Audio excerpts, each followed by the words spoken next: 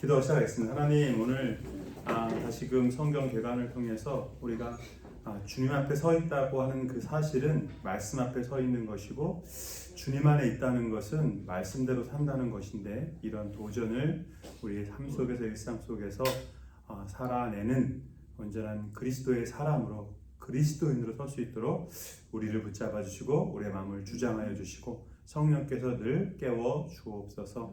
성령 충만함으로 하나님 주님의 이름을 높여드리는 그 일에 우리의 입술과 우리의 삶과 우리의 모든 것이 쓰여지기를 소원합니다. 그래서 이 땅을 살지만 천국을 사는 천국 공동체, 우리 성만찬 공동체, 성경개관 모든 형제자매들 되게 도와 주옵소서. 예수 그리스도 이름으로 기도합니다.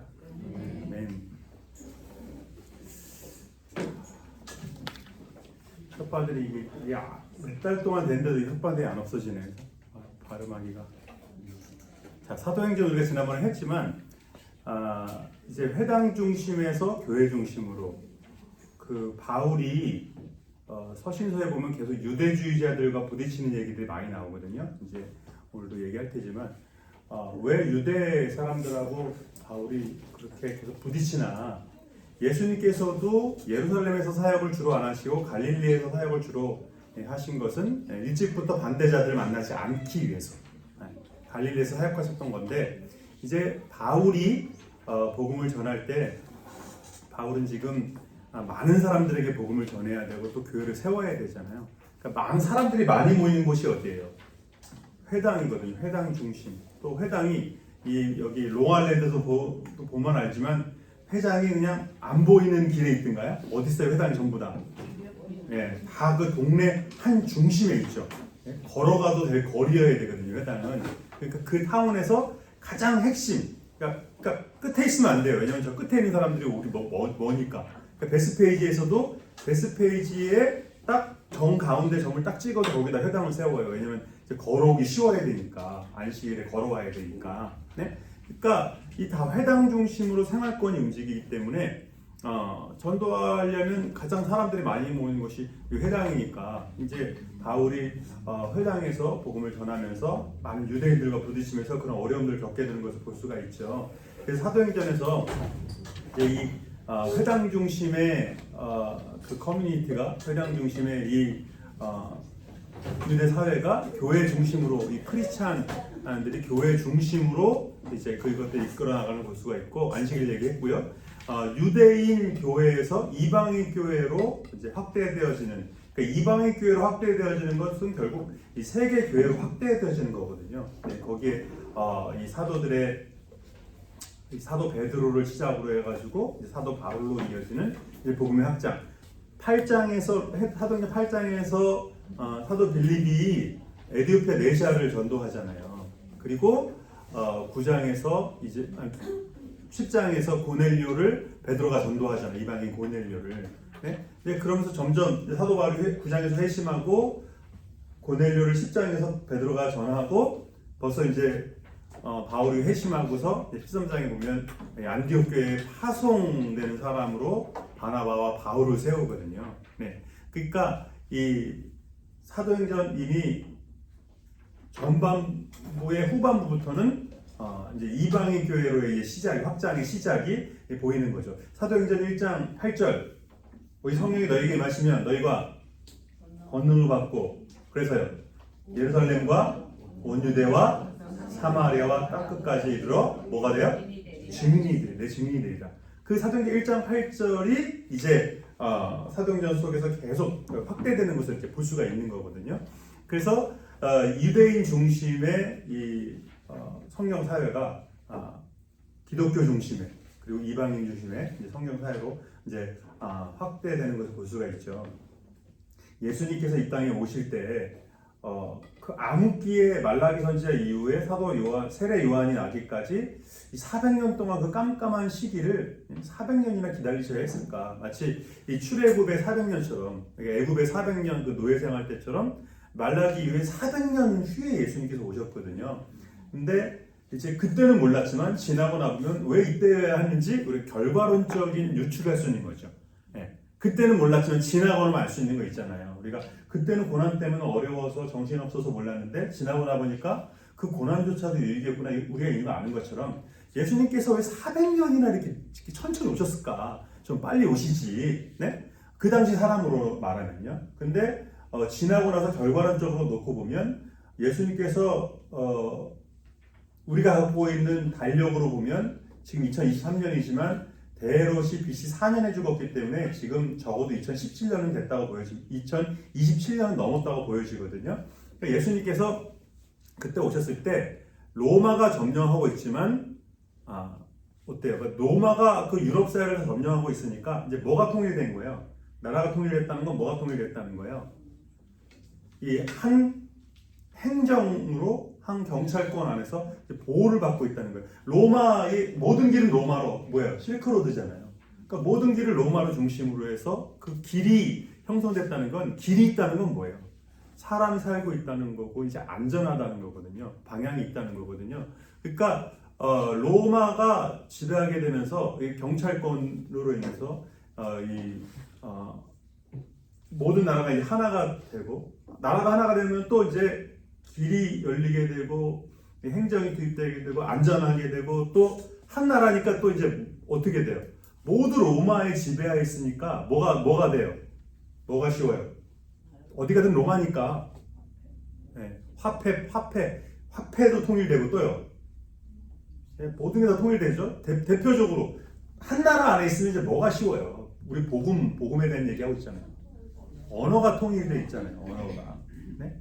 그러니까 근데 로마는 조그만 나라로 시작했기 때문에 예수님 당시까지만 해도 로마 라틴어를 쓰는 사람이 많지 않았어요. 그러니까 그 당시 제일 많이 쓰는 언어가 뭐라고 그랬죠? 헬라어라고 했잖아요. 그리스 헬라어. 헬라어로 통일됐기 때문에 헬라어를 말하면 디아스포라 유대인뿐만 아니라 모든 이방인들에게도 다 언어 소통이 가능한 거예요. 영어하고 스페니쉬하고 제가 아까 구글링 해보려고 봤는데 스페니쉬 쓰는 사람들이 더 많다고 하더라고요. 왜냐면 스페인이 그 점령한 나라가 많았기 때문에 중남미 미국도 심지어 영어반 스페니쉬 반 그럴걸요 아마. 네. 그러니까 스페니쉬 쓰는 사람 그때 누가 얘기했는데 전 세계 70%라고 하는데 이따 구글링 누가 한번 해보세요. 70%라고 하던데 맞는지.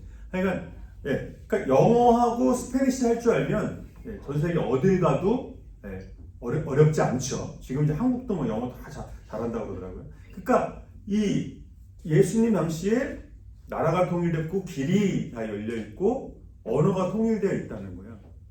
그러니까 복음이 전해지기 쉬운 예수님의 제자들도 그 이름 보세요.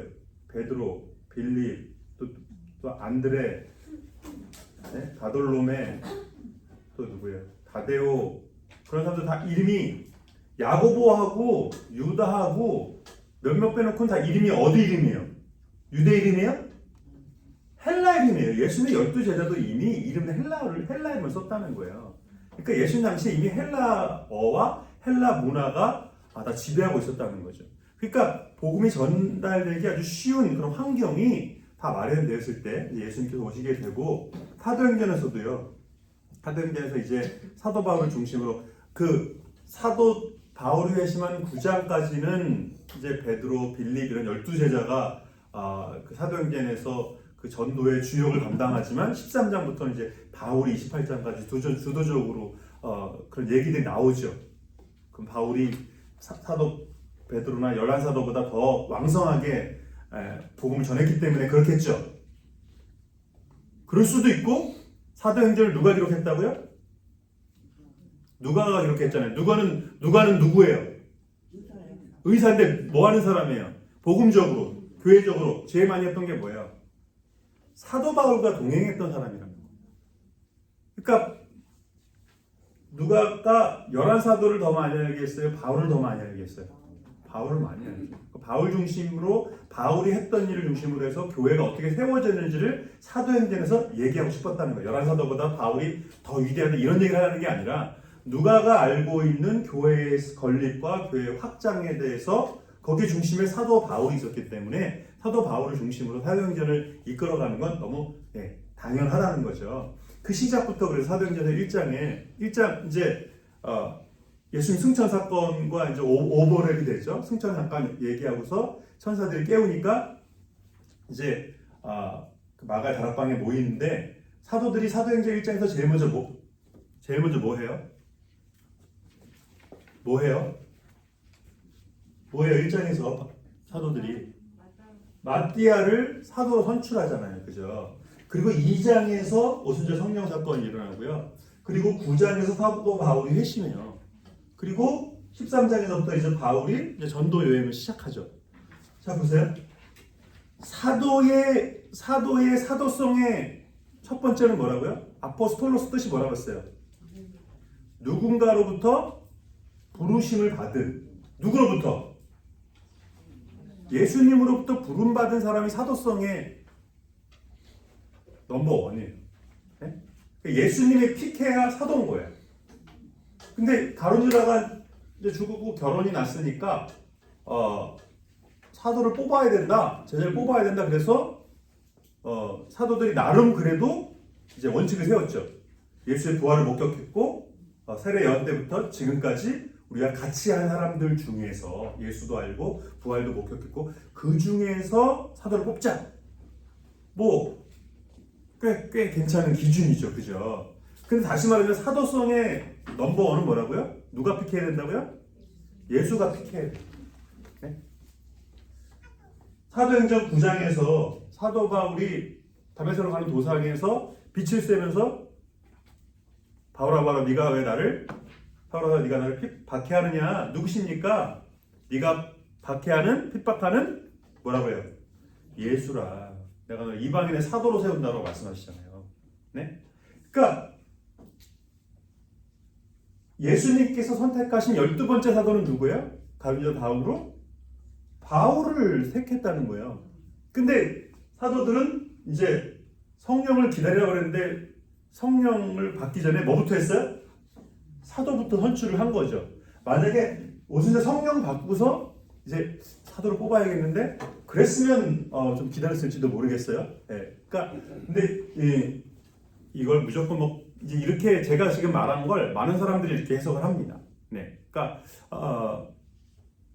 이게 이제 뒤에 서신서 얘기할 때 중요한 것은 사도 바울의 사도성 때문에 사도 바울이 사도라는 것에 대한 그 권위에 대한 도전 때문에 사도 바울이 전도할 때 많이 막히거든요. 그러니까 그래서 제가 이거를 지금 말씀드리는 건데 어디다가 해놨냐? 어디다 해놨는지 모르겠네. 네, 그래서 물론 마띠아를 뽑은 것도 이 교회가 나름대로의 해석을 통해서 세운 이것도 의미 없지 않아요. 네? 말씀의 근거에서 기도하면서 했기 때문에. 근데 이 사도성은 결국 본질적인 권위가 있어야 되는데 그거는 예수 그리스도께서 부여하신 권위여야 된다. 이제 우리가 교회에서 생활하면서 이런 문제들이 부딪히거든요. 그러니까 본질적인 접근을 해야 되는데 본질적인 접근이라고 하는 건 결국 어떻게 정하겠어요? 예수님께서 양 목사야 뭐 매번 이렇게 하지 않으시는 다음에야 어떻게 그게 더 본질적인 건지 어떻게 알겠어요? 결국은 해석의 문제거든요. 이거를 뭐 우리 교회법에 의해서 교단법에 의해서 말씀에 의해서 어떻게 할 거냐? 네? 그러니까 성찬 세례에 대한 것도 해석이 분분하잖아요. 그러니까 목사직에 대한 것도 분분하고 그런데 그걸 또 어떻게 할 거냐? 바울이 고린도 전후서에서 얘기한 것처럼 그때는 질서를 따라야 된다는 거예요. 질서를. 네? 그러니까 마띠아를 뽑았어요. 뽑고 나서 그러니까 사도 바울의 위대성이 뒤에 나타나지만 어떻게 하겠어요? 마띠아도 사도로서 또 이제 나름 또 큰 일을 이제 감당하게 되거든요. 그러니까 이럴 때 이런 것들이 사도행전에서 그리고 서신서에서 겪는 이런 일들이 이런 사건들이 결국 우리가 이런 일도 부딪히거든요. 내가 생각하는 원칙은 이거예요, 그죠? 그래서 내가 더 중요하게 여기는 것도 이거예요. 네?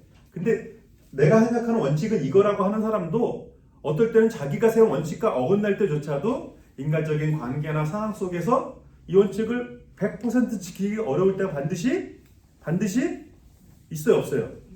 있죠. 무지 많죠. 나는 이거는 용납 못해 그랬는데 이제 그게 내 아들이고 우리 집 식구고 내가 좋아하는 사람이고 이거 그럼 똑같은 잣대를 들이대지 않을 수밖에 없다고요. 그러니까 우리가 본질적인 권위와 본질적으로 접근해야 될 때도 있지만 교회의 질서를 따라서 해야 될 때도 있다. 이런 적용들을 할 수가 있겠고, 사도행전에서 그래서 이 성령을 받자마자 지난번에 얘기했듯이 아나니아 삽비라 사건, 또 헬라파 과부가 누락된 사건, 또 그 다음에 스데반이 순교한 사건, 보세요. 성령 받고서 5천 명이 회개하고 이거 외에는 계속 큰 사건이 굵직하게 5장, 6장, 7장, 8장 계속 이어지는 거예요.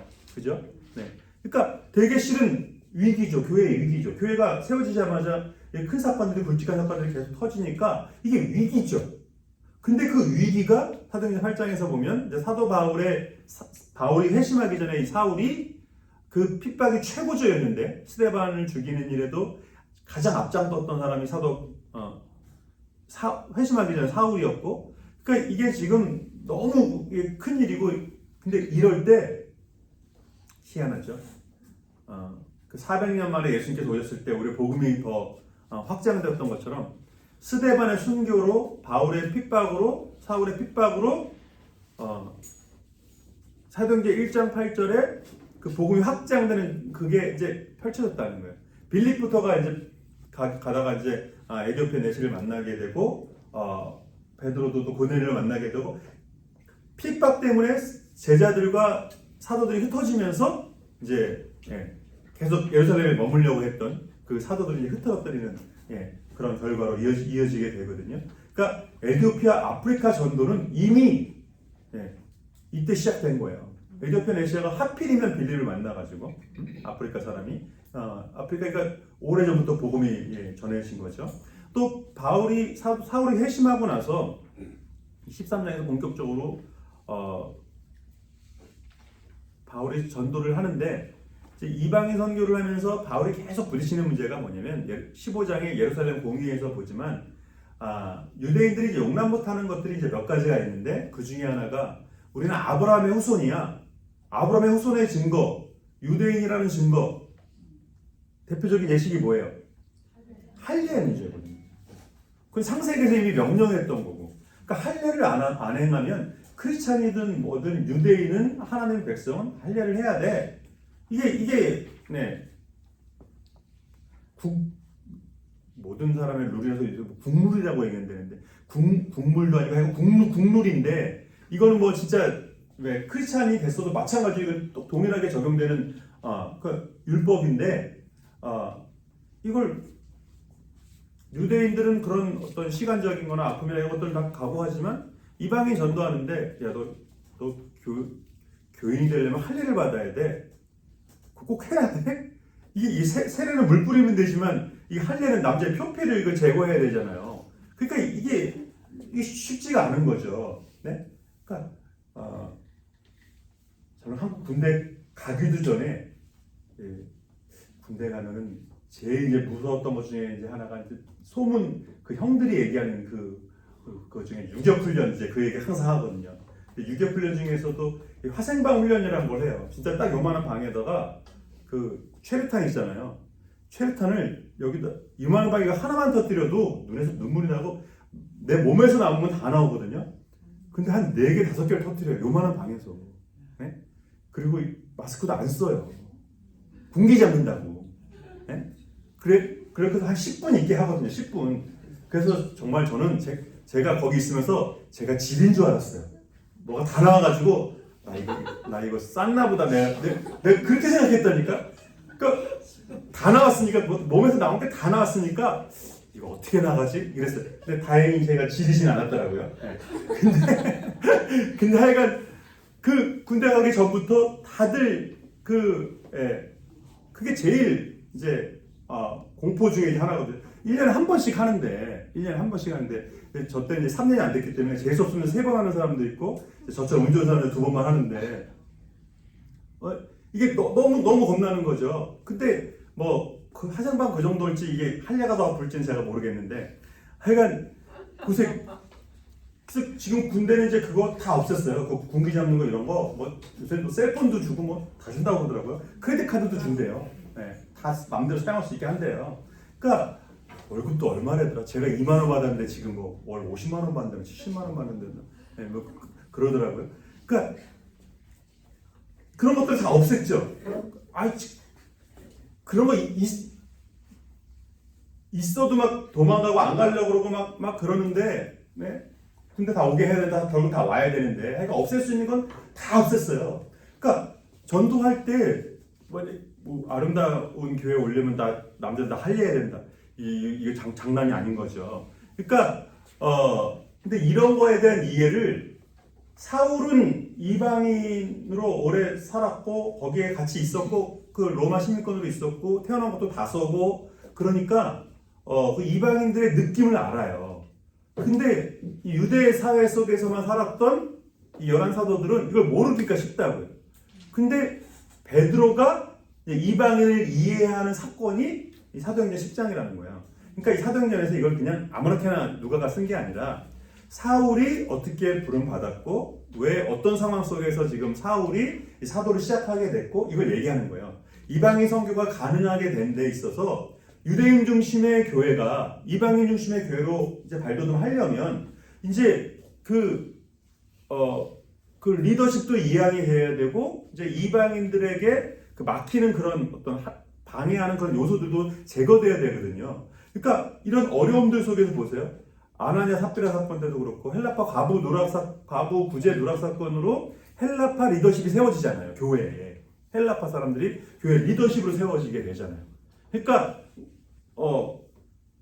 이 헬라 사람들을 확 이해하게 되는 그런 일들이 실은 이런 어려움 속에 생겼다는 거예요. 그러니까 그럼 이제 사도들 중에서도 유대인들이 이해 못하는 이방인들 어떤 풍습도 이런 것들을 이해해야 되는데 베드로 고넬 사건을 통해서 베드로가 꿈을 3번이나 꾸잖아요. 하늘에서 보자기가 내려오는데 거기 그 레위기에 보면 먹지 말라고 하는 음식이 가득한데 하나님 먹으라고 하는 거예요. 제가 이런 거 먹은 적이 없는데요. 예를 들면 오징어니 뭐 그런 거 먹으라고 한 거죠. 그러니까 내가 거룩하게 한 걸 속되다고 하지 마라. 그 똑같은 동일한 상을 3번 봤다는 거예요.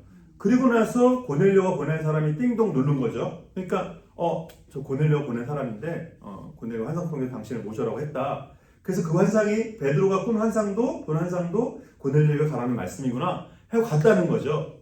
가서 베드로가 설교를 하는데 무슨 일이 생겼어요? 고넬료가 설교를 하는데 그 시간에 설교 중에 지금 읽고 계세요? 성경 따라오고 계세요? 네. 베드로 설교 중에 고넬료 주변에 무슨 일이 생겼어요? 네? 자, 사도행전은 무슨 행전이다? 성령행전이다. 베드로가 고넬료에게 설교할 때 무슨 일이 있었어요? 성령이 임했어요. 성령이. 네? 성령이 임하니까 베드로가 깜짝 놀랐어요. 왜 놀랐어요?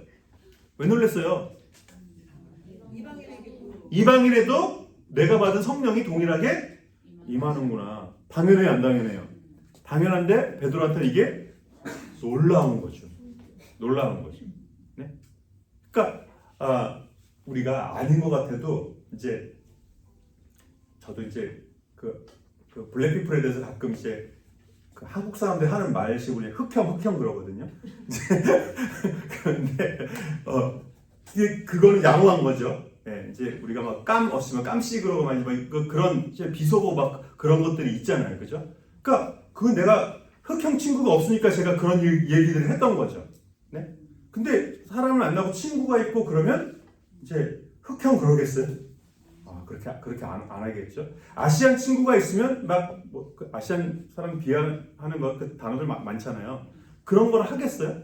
그러니까 이해가 없으니까 실은 그러는 거거든요. 근데 베드로가 고넬료에게 성령이 임하는 걸 보면서 뭐가 벗겨진 거예요, 그러니까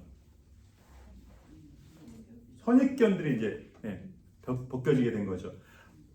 사울에게도 그 눈에서 비늘이 사울에게서는 어떤 선입견이 벗겨졌어요? 크리스찬에 대한 선입견이 이제 벗겨진 거죠. 이게 이단들 아니야? 그러니까 사울이 바울 되면서 겪은 것은 뭐냐면 신학적인 편견에 대한 이 비늘이 벗겨졌다는 거예요. 바울 서신에서 핵심은 뭐냐면 결국 신학이에요. 신학. 네? 서신서는 신학적인 문제예요. 서신서는 무슨 문제라고요? 신학적인 문제, 교리적인 문제. 교리적인 문제, 신학적인 문제는 말씀에 대한 뭐의 문제라고요? 해석의 문제라고. 네? 말씀을 어떻게 또 동일한 말씀을 보고도 이렇게 해석하는 사람도 없고 이렇게 해석하는 사람도 있다는 거예요. 할례를 보면서 이거는 하나님께서 아브라함에게 주신 할례는 몸의 색이라는 사도 바울이 내 몸에 그리스도의 흔적을 가졌노라 그 흔적과 할례 같은 얘기예요. 네? 그러니까 내 몸에 흔적을 새긴다는 그런 내 몸에 새긴다는 그런 의미인 거거든요. 네? 그러니까 할례가 좀 힘드신 분들은 뭐 문신을 새길 수도 있겠고 뭐 뭐를 새길 수도 있겠죠. 대충 말하면 진짜 그런 의미거든요. 그러니까 바울이 할례에 대한 의미를 유대인에게만 이건 유대 사람들이 해석하는 거였어요. 근데 바울이 성령 받고 나니까 이게 유대인에게만 하는 유대인의 표가 아니라 하나님 백성의 표고 그걸 몸에 새기는 것이 아니라 마음의 할례를 말씀하시는구나. 그거를 사도 바울이 깨닫게 되고 신학적으로 해석하게 되면서 로마서에서 갈라디아서에서 계속 이제 할례의 본질적인 의미에 대해서 얘기하는 거거든요. 근데 유대인들은 여기서 이제 많은 사람들에서 벗어나지 못하는 거예요. 문자적인 해석에서 벗어나지 못하는 이 문제 때문에 계속 교회에서 갈등을 일으키는 거예요. 네? 그러니까 요즘으로 적용한다면 저 같은 경우 이제 이민사회에서 적용하면서 이민사회에 오면서 미국에 오면서 제가 이민사회를 접하면서 이민 목회를 하면서 이제 많은 걸 알게. 그러니까 아마 뭐 이민교회 사람들만 그런 건 아니겠지만 이제 시대적인 흐름 속에서 술 문제, 담배 문제 뭐 그런 것이 제가 안 하니까 당연히 저는 이제 제가 안 하니까 다 안 한 줄 아는 거죠. 제가 안 하니까 제가 하면 다 하는 것처럼 보이잖아요. 근데 제가 안 하면 다 안 하는 것처럼 이제 당연히 이렇게 보이거든요. 근데 저는 한국에서 지금 생각해보니까 한국에서도 저만 안 했지 뭐 할 사람들은 했던 것 같아. 예. 제가 다니는 신학교에서조차도 이제 막 하는 친구들도 있고 그래가지고 우리가 막 1시마다 2시마다 막 그러고 막 그랬거든요. 예? 그러니까 그때도 분명히 있었을 거라고요. 근데 내가 안 하니까 하는 사람들은 한심한 사람. 이제 여기서 제가 벗어나는데 되게 오래 걸렸어요. 네? 제 안에는 아직도 벗어나지 못했으니까 제 안 앞에서 술 얘기하지 마세요. 예. 저는 벗어났는데 제 안에는 아직도 술을 하는데 이게 신앙이 온전해? 이거에 대해서 이제 제 안에 총신 출신이어가지고 아직도 용납을 참 못해요. 예. 그러니까 제 안에 그래도 너그러운 사람에서 절대 티는 안 내죠. 집에서 저한테만 얘기할 뿐이지 그 앞에서는 티를 안 냅니다. 예. 근데 그러니까 이게 그래도 여전히 지금 아직도 교회 안에서도 뭐 저도 벗어나는데 이렇게 오래 걸렸는데 편견인에 대해서 아마 우리 교회 안에서도 꽤 있을 거예요. 그러니까 바울이 이 사도행전 15장에서 이 할례 문제에 대해서 이제 결국 교회의 공의의 동의를 얻어내요. 할례는 더 이상 이방인에게 강요하지 말자. 이거 동의를 얻어낸다. 네? 근데 그 뒤에 보면 이제 야고보가 바울 네가 그때 사도행전 예루살렘 공의회에서 그 할례 받지 말게 하자고 주장한 그것 때문에 많은 사람들이 너를 오해한다. 유대 율법을 아주 개무시한다. 그런 사람은 네가 바울 너를 지금 오해하고 있다. 그런 얘기가 나와요. 그래서 사울이 이제 야고보의 충고를 듣고서 2명 할례식 하고 이런 거를 바울이 집례를 합니다. 그래서 나는 절대 율법을 무시한 사람이 아니다. 그러니까 할례를 무조건 하지 말아야 된다. 이게 바울의 주장이 아니라는 거예요. 해도 되고 안 해도 되는 거예요. 술도 제가 자유를 드릴게요. 술도 해도 되고 안 해도 됩니다. 근데 여기 이제 질서가 있다는 거예요.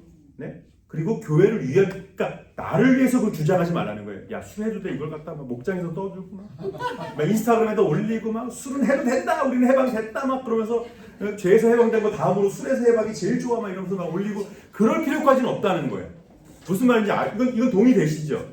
이거는 성경에서도 바울이 할례 문제에 대해서 이방인 교회 문제에 대해서 그렇게 자유를 주장했지만 거기에도 단서가 있었다는 거예요. 음행과 피째 먹는 것과 몸에다는 이런 몇 가지들은 아무리 이방인 사회에서 하더라도 이거는 좀 율법과 배치될 뿐만 아니라 이건 좀 윤리적으로도 덕이 안 되는 문제들에 대해서는 바울도 동의를 했다고요. 그러니까 그런 적용들은 나를 위해서 적용하면 안 된다는 거예요. 바울이 자기 술도 먹을 수 있고 고기도 먹을 수 있고 이방에게 드린 제사 음식도 자기는 얼마든지 먹을 수 있다는 거예요. 바울은 그 먹는 거 신학적으로 문제 없다는 거 알고 있다는 거예요. 근데 그거를 신앙적으로 받아들이지 못하는 연약한 사람들이 내 앞에 있다면 나는 그 사람 앞에서는 평생 고기 먹지 않겠다는 거예요. 그러니까 적용은 나를 위해서 하면 안 돼요. 나를 위해서 술 먹자, 담배 먹자 이렇게 할 필요는 없어요. 그냥 조용히 먹으면 되지. 네? 근데 막 다른 사람, 그 사람을 위해서, 하는 사람을 위해서, 안 하는 사람을 위해서, 네? 그렇게 해야지 나를 위해서는 적용이 되면 안 된다는 거예요. 사도행전 1장부터 이 12장까지 보면 이제 그래서 12장이 베드로의 투옥으로 12장을 마무리되고 13장에서 이제 바울이 선교 여행을 시작하는 얘기로 이어지게 되잖아요. 그러니까 이 흐름이 왜 이렇게 됐는지 흐름이 자연스럽죠. 해석을 듣고 보니까 자연스럽죠. 그러니까 성경이 이거 1400년대 누가 1600년대였나?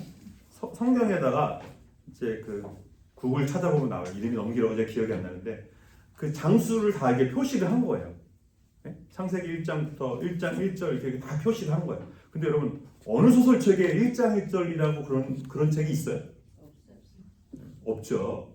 그러니까 그 인쇄업자가 보기 좋게 이제 또 찾기 좋게 한 아주 공헌도 있는 반면에 또 요새 또 어떤 분들은 그런 얘기도 해요. 성경은 씨는 사도행전이 1장부터 28장까지 다 한 통이거든요. 그러니까 자연스럽게 흐름이 있고 맥락도 있고 이런 것들은 물론 있지만 다 통이거든요. 그러니까 1장부터 28장까지 다 하나로 한 맥락으로 쫙 읊은 거예요. 이거 띄엄띄엄 생각나면 또 메모했던 거 적고 이게 아니에요. 쫙 흐름이 있다고요. 한 번에 이렇게 써내려가는 이게 흐름이 있단 말이에요. 근데 이제 이게 장수가 있다 보니까 어떨 때는 이게 또 바더가 될 때가 있어요. 자꾸 이제 28장이고 하다가 앞에 거 이제 끊기고, 그래서 또 그런 성경을 누가 또 만들었더라고요. 또 고맙게. 그 장수 다 지은 성경이 또 있어요. 이제 그걸 오히려 좀 받아들이지 않도록 흐름을 쫙 하도록.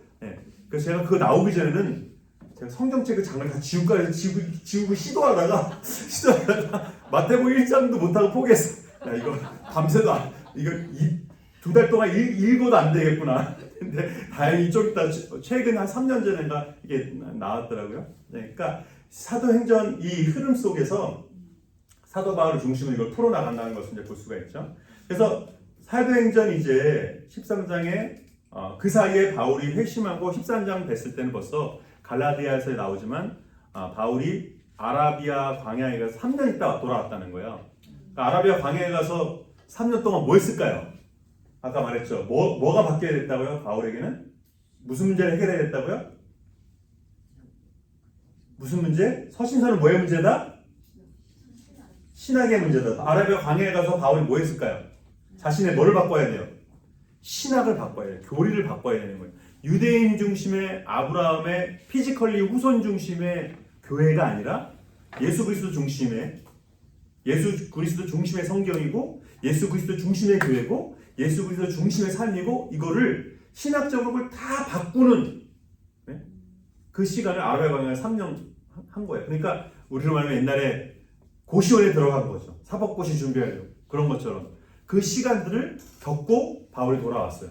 그래서 이제 안디옥에서 여기서 안디옥 보시면 안디옥 여기 있죠.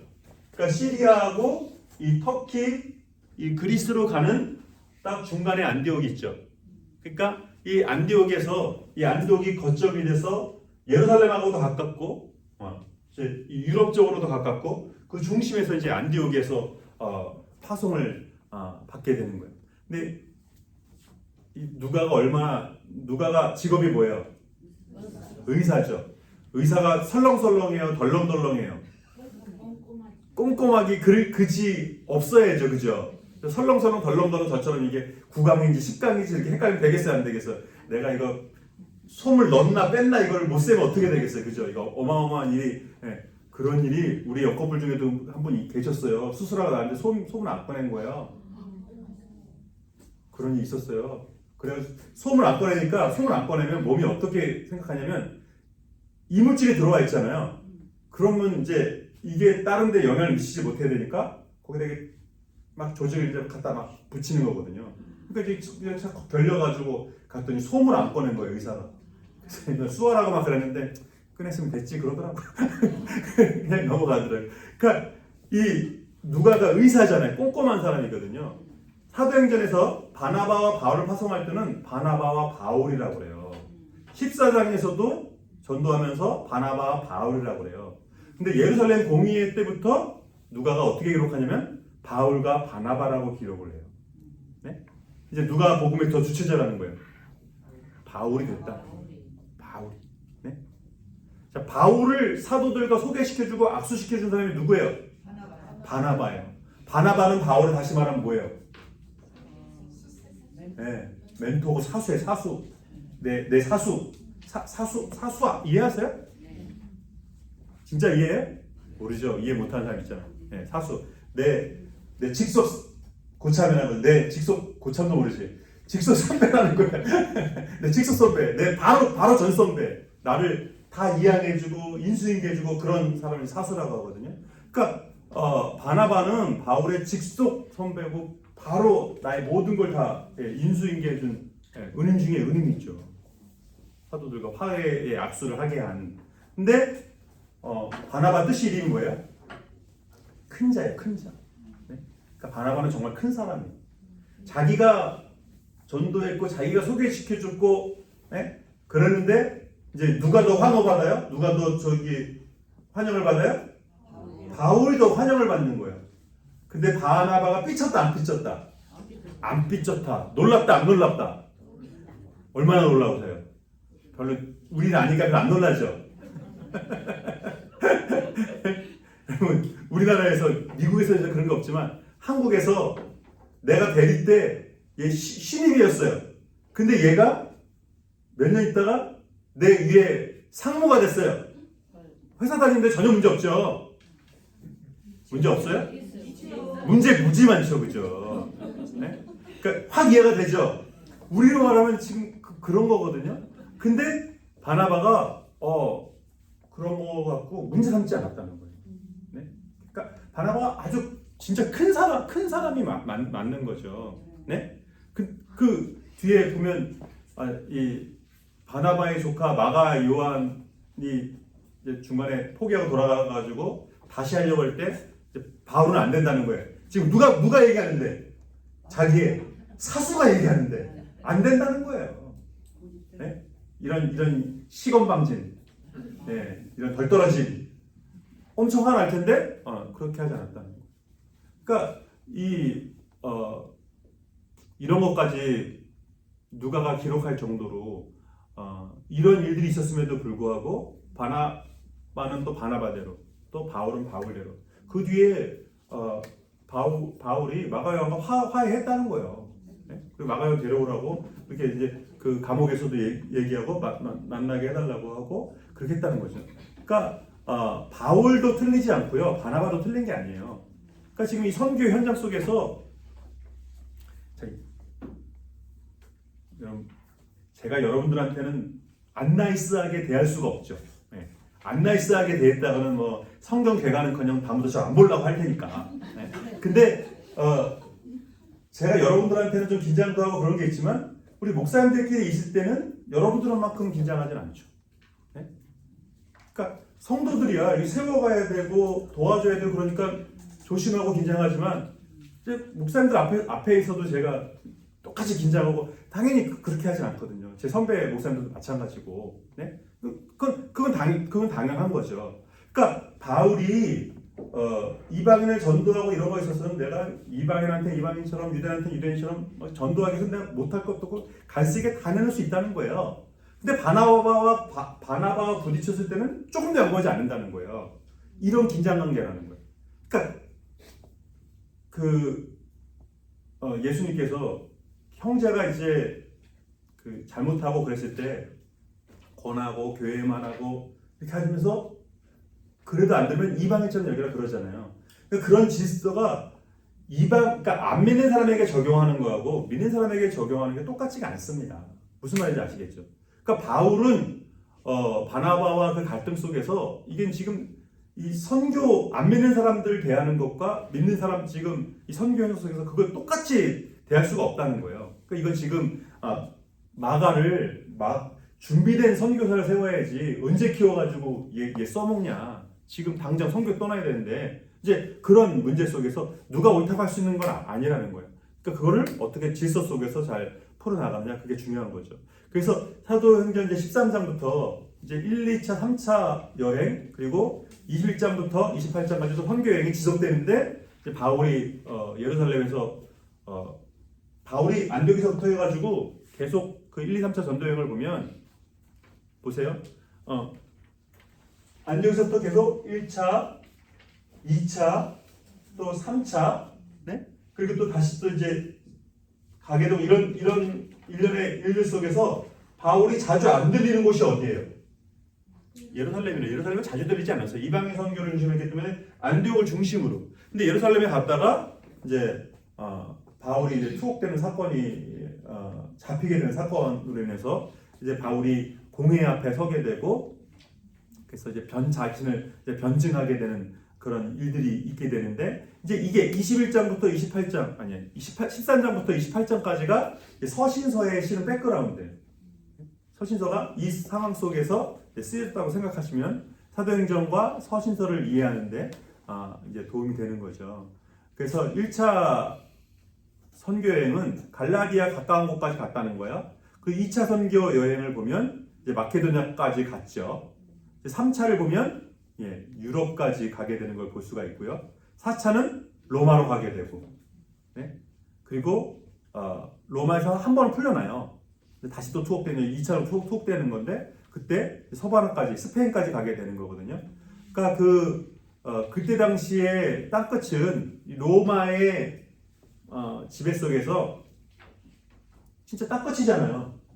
로마의 지배 아래에 있는 땅끝. 그때는 유럽이 전 세계가 다 유럽뿐인 줄 알았으니까 아메리카가 아직 발견되기 전이니까 아프리카까지밖에 없었던 때니까 여기가 당연히 땅끝이라고 생각할 수밖에 없는 거죠. 그러니까 바울이 이 땅끝까지 이제 복음을 전한 사도행전 1장 8절을 가지고 누가가 이거를 사도행전을 쫙 풀어가는 이 글솜씨가 놀랍습니까? 제 말솜씨가 놀랍습니까?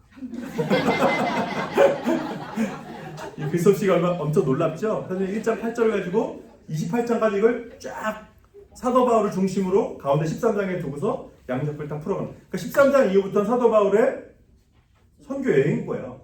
13장 전에는 사도 바울이 시작할 수 있었던 근거를 말하는 거예요. 거기에 사도들이 그 바탕을 다 깔아놓고 준비해줬다.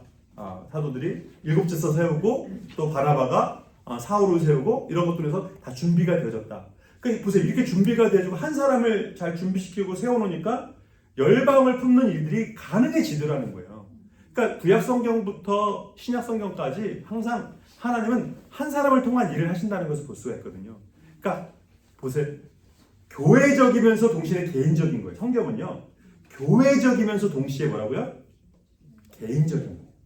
네? 아브라함을 통해서 한 나라를 세우죠. 그러니까 아브라함은 뜻이 뭐예요? 아브람. 개관을 들었는데 여러분이 다 재수하셔야 돼요.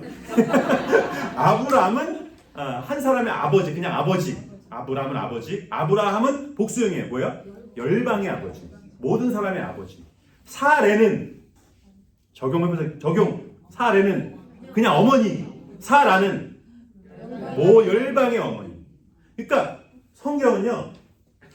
아브라함을 통해서 아브라함 교회를 만드심과 동시에 아브라함 한만 되면 그 중심이 되면 그 중심을 해서 교회가 열방 교회가 되는 것처럼 한 사람이 한 교회를 세우니까 중심으로 열방을 품는 교회가 되는 것처럼 보세요. 아름다운 교회가 베스페이지에 세워졌는데 우리가 지금 아프리카까지 선교하고 있잖아요. 네? 그러니까 그 시작이 한 사람으로 시작된다는 거예요. 그러니까 성경은 모든 사람을 위한 것임과 동시에 누구를 위한 거라고요? 나 한 사람을 위한 거라고. 그러니까 여러분 보세요. 아브라함이 여러 번 말씀드리지만 아브라함 때 어마어마한 일들이 있었지만 아브라함이 그래봤자 아브라함이 산 땅 딱 하나 뭐라고요? 막벨라 굴 뭐예요? 안에 무덤 하나. 그게 전부였다는 거예요. 땅 차지한 게 그게 아브라함 때 그게 전부였다는 거예요. 근데 그게 결국 유대 전체의 시작이 됐다는 거예요. 그러니까 기독교의 종교는 뭐예요? 말씀의 종교인과 동시에 아브라함 때는 무덤의 종교였다는 거예요. 사라의 무덤으로 시작해서 결국 시체 없는 무덤, 누구? 시체 없는 무덤, 예수의 무덤까지. 그게 기독교의 역사라는 거예요. 네? 끝! 기독교는 무덤의 종교, 죽음을 이기신 종교, 무덤의 종교. 모든 사람을 위한 종교고 모든 사람을 위한 말씀과 동시에 한 사람이 바로 섰을 때 교회가 되고 열방이 교회로 바뀐다. 하나님의 나라로 바뀐다. 하나님의 나라는 어디 있다고요? 그래서 예수님 말씀대로 하나님의 나라는 어디 있다고요? 양목 안에 있는 게 아니라 어디 안에 있어요? 저 안에도 있고 여러분 내 안에, 너희 안에 있는, 너희 안에 있는. 네? 뭐 이것까지 말할 필요가 있을까 싶지만 바울을 마지막에 고소한 사람들 보면 대제사장 아나니아, 제사장들의 대제사장인데 제사장들의 재산을 강탈했어요. 그걸 로마에 뇌물로 바쳤어요. 아주 악랄하죠. 재판했던 벨릭스는요 뇌물을 엄청나게 좋아했고 여색을 밝혔고 반대파를 심지어 암살하고 강도하고도 거래를 했대요. 역사적으로 그게 기록이 있을 정도래요. 그래서 유대인이 고발해가지고 로마로 소환시켜버린 사람이 벨릭스예요. 근데 바울이 죄가 있다 없다 그걸 재판하고 앉아 있었다는 거예요. 그리고 또 예루살렘 유대인들이 또 고소를 했는데 총독 베스도에게 고소를 했어요. 유대인들의 환심을 살려고. 베스도도 2년 만에 그 자리에서 내려옵니다. 네? 소환당해요. 그게 모든 걸 다 말하고 있는 거죠. 총독된 지 2년밖에 안 됐는데 야, 너 그만하고 와. 높은 승진한 게 아니라면 뭐예요? 좌천된 거죠. 그러니까 말할 것도 없다는 거예요. 아그리파 왕은 누이와 근친상간을 해가지고 왕으로서 대접을 못 받았대요. 보세요. 지금 바울을 고소한 사람이 이런 사람들이에요. 자, 예수님을 고소하고 예수님을 때린 사람들은 어때요? 다 자격 있는 사람이에요? 안나스와 가야바. 제사장은 아들에게 물려줘야 되는데 사위에게 물려주고 장인하고 사위가 다 해먹었던 그 당시에 예수를 죄 있다고 책망을 했다는 거예요. 네? 그런 것부터 뭐 말할 거가 없다는 거죠. 자, 사도행전 13장부터 28장까지 사도 바울의 본격적인 이제 선교여행 1, 2, 3차 우리가 보통 알고 있는 거고요. 로마 그리고 다시 스페인까지 해서 이제 5차 선교여행이라고 이제 요새 그렇게까지 말을 해요. 그 사이에도 감옥에 갇혀 있으면서도 그냥 아무도 만나지 못하는 그런 감옥 생활이 아니라 이제 만날 수 있도록 하는 그런 감옥 생활이었기 때문에 이제 2차 때부터 좀 더 심각한 감옥 생활이었지만 그래서 바울이 이제 그 1, 2, 3차 선교여행 때 이제 교회를 많이 세우죠. 네? 서신서에 나오는 다 이름들은 뭐예요? 로마서, 고린도전서, 이게 고린도에서 고린도 사람들한테 보낸다는 편지예요? 고린도 교회에 보낸 편지고 갈라디아 지방에 있는 교회들에게 보낸다는 편지고 에베소 지역의 사람들에게 보통은 대부분 회람용 서신이에요. 네? 그 당시에 바울이 편지 쓰는 것도 어려웠거냐 이 편지에 그 교회의 문제, 그 지방적인 문제가 있었기 때문에 그 지역에 있는 모든 교회들이 돌아가면서 그걸 볼 수 있도록 회람용 서신으로 이제 읽게 한 겁니다. 그러니까 이 교회에 보내는 서신이 9권이고 개인한테 보내는 서신이 뭐예요? 디모데 전후서, 디모데한테 보내는 거죠. 디도서, 디도한테 보내는 거고 빌레몬서, 빌레몬 개인에게 보내는 이 서신이죠. 그래서 이 9가지 서신은 바울이 선교여행하면서 이제 교회를 세우고 바울은 또 그 다음 교회를 또 가야 되잖아요. 그러니까 디모데를 세우고 브리스길라 아굴라를 세우고 또 아볼로를 세우고 이제 그 교회를 잘 목회하도록 세우고 바울은 또 다음 교회를 개척하기 위해서 또 가는 거예요. 저도 이제 배우기 전에는 바울이 계속 혼자 다녔다. 가끔 뭐 디모데 데리고 다녔다. 누가 정도 데리고 다녔다. 그렇게 생각을 했는데 그게 아니더라고요. 여기 연대순으로 쓰는 것들을 보면 이제 갈라디아 교회 먼저 이제 보내잖아요. 그러니까 그 전에 이제 1, 2, 3차 여행 갈라디아 교회에서 복음을 전하고 데살로니가로 갈 때는 혼자 간 게 아니라 누구와 같이 갔다고요? 갈라디아 교회에 복음을 전하고 나서 교회가 세워지고 나면 데살로니가로 갈 때는 누구하고 같이 갔다고요? 정말 놀랍게도 잊어버리시네요. 갈라디아 교회를 세우고 데살로니가 교회가 만약에 그 다음 선교지라고 한다면 이게 그 다음 선교지는 아닙니다. 그 다음 선교지로 간다면 누구하고 같이 가냐면 갈라디아 성도들과 같이 가는 거예요. 예, 맞췄어요? 못 맞춰서 웃는 거야? 맞춰서 웃는 거야? 그러니까 그 다음 지역에 갈 때는 먼저 교회에서 했던 사람들이 어디 가십니까? 데살로니가로 전도하러 갑니다. 그럼 몇 명이 같이 가겠습니다. 그래서 바로 서포트하고 도와주고 그랬다는 거. 만약에 바울 혼자서 만약에 그 막 데살로니가로 가는데 그 많은 사람들 상대해야 되고 묵어야 되고 그러면 뭐 물론 때로는 바울이 이런 서포트가 없었을 때도 있었어요. 그때는 바울이 어떻게 했어요? 혼자서 막 장막 그냥 만들어가지고 저기 하면서 막 텐트 만들면서 팔아가지고 자비량으로 해야 될 때도 있었다는 거예요. 네? 그렇지만 대체적으로는 그 전교회의 재정적인 또 인원적인 서포트를 충분히 받았다는 거예요. 그걸 어디서 짐작할 수 있습니까? 재정적인 서포트가 계속 선교 여행 동안에 바울에게 있었다는 것을 다시 말해서 바울이 돈이 좀 있었다는 것을 어떻게 알 수 있습니까? 서신서에 할 수 있어요? 편지에 써있잖아요. 사도행전 근데 연보에 대한 거고 사도 바울에게 돈이 있었다는 거. 사도행전에 보면 바울이 뭐 받을 때 재판 받을 때 벨릭스인가 베스도인가가 자꾸 불러내서 얘기했다고 그러잖아요. 왜요? 뇌물 줄까봐. 아마 베스도겠죠. 뇌물 좋아했던 사람이니까. 베스도 아닌 벨릭스에 저도 헷갈리는데. 그러니까 그 총독이 바울한테 돈 좀 받을까 해서 계속 불러내서 얘기를 했다는 거예요. 감옥에 갇혀 있으니까 돈 좀 줘가지고 자기를 빨리 풀어달라고 하지 않을까? 자기 총독이 늘 그래 왔으니까. 그러니까 바울이 만약에 돈이 1전1푼도 없는 누가 봐도 그냥 그지 같으면 벨릭스가 베스도가 그런 돈 받을 생각을 했겠어요? 안 했겠어요? 안 했겠죠. 그래서 선교적인 서포트가 있었다는 거를 아니까 이제 돈 받을 생각을 했다는 거예요. 네? 그러니까 바울이 이 선교 여행을 할 때 그렇게 했다는 겁니다. 근데 이제 세우고 그 다음 교회를 가고 그 다음 교회를 가고 그래서 1차 한 바퀴 돌고 2차 때도 새로운 교회를 돌지만 3차 때는 그 전 교회를 주로 다시 돌아요. 1차, 2차는 주로 개척이었다면 3차는 그 이전에 1차, 2차 때 개척했던 교회들 중에서 문제가 있는 교회들이나 좀 돌봄이 필요한 교회들을 다시 돌아와서 돌보는. 그러니까 1차 선교여행, 2차 선교여행 하다가 1차 선교여행이 있었던 교회에서 문제가 생겼다는 소식을 들은 거예요. 그래서 지금 선교하고 있는 전도하고 있는 중에 또 갈 수가 없으니까 이제 편지를 디모데 편에 보내고 디도 편에 보내고 아굴라 편에 보내고 그래가지고 니네 문제 있다며 그걸 이제 딱 풀어주는 게 이 서신서인 거예요. 그러니까 서신서는 교회에 문제 생겼을 때 그거에 대해서 대처하기 위한 사도 바울의 이 대처뿐만 아니라 대부분의 그 문제라고 하는 것이 자 1, 2차, 3차 여행이 주로 다 어디였어요? 바울이 전도한 곳이 전부 다. 자 갈라디아, 마케도냐, 이탈리아, 유럽 다 이방 교회들 신생 교회들이잖아요.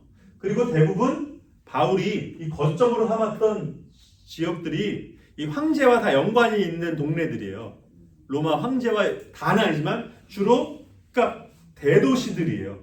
그리고 역사적으로 의미가 있는 그런 곳들. 왜요? 그래야 헌금이 많이 들어오니까? 사람이 많으니까. 대도시들을 거점으로 해가지고 사람 많은 데 가서 해야지. 사람 없는 데 가가지고 나는 시골 교회가 저기야. 여러분 이제 우리가 오해하는데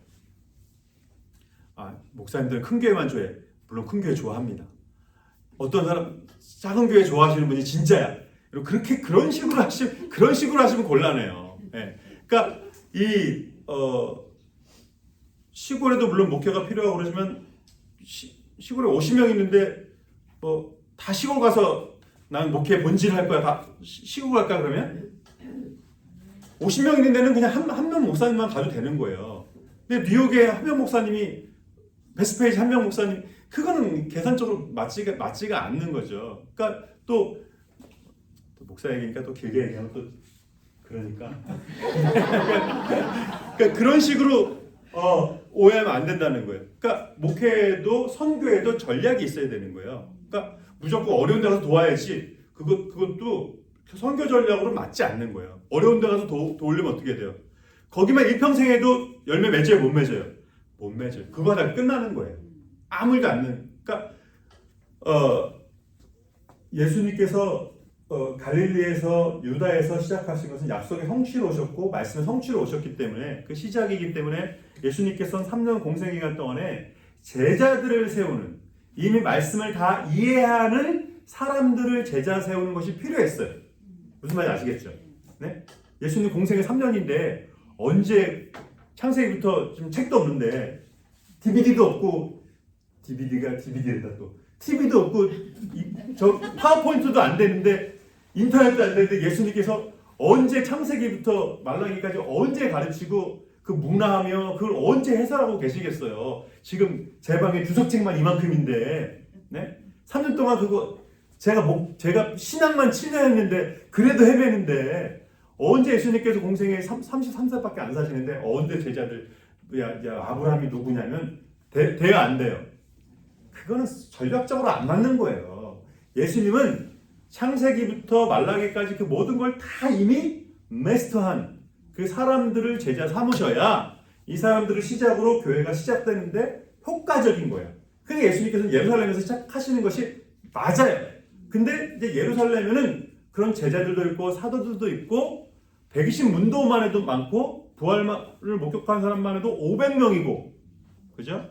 구약을 마스터한 PhD들이 그냥 널려 있어요. 우리 교회 병원 근무자만 의사, 간호사, 뭐 치과 다 해서 400명이래. 지금 800명 출석하는데 400명이 병원에서 일한대요.